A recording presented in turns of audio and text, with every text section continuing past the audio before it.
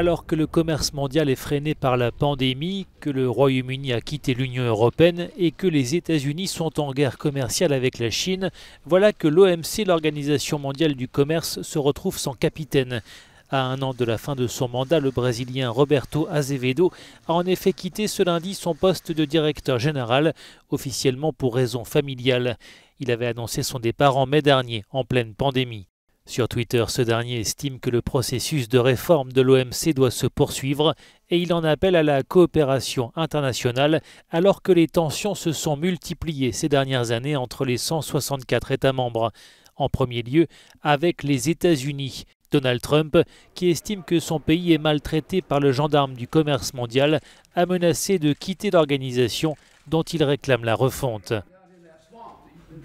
L'OMC va devoir désormais trouver un successeur à Roberto Azevedo.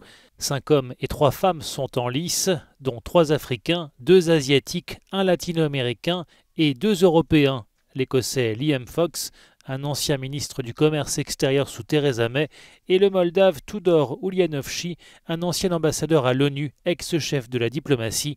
C'est le plus jeune des candidats. Mais la désignation très politique du futur patron de l'OMC pourrait virer au casse-tête. Les consultations doivent débuter dans une semaine, mais le processus risque de rester bloqué jusqu'à l'élection du prochain président américain en novembre prochain.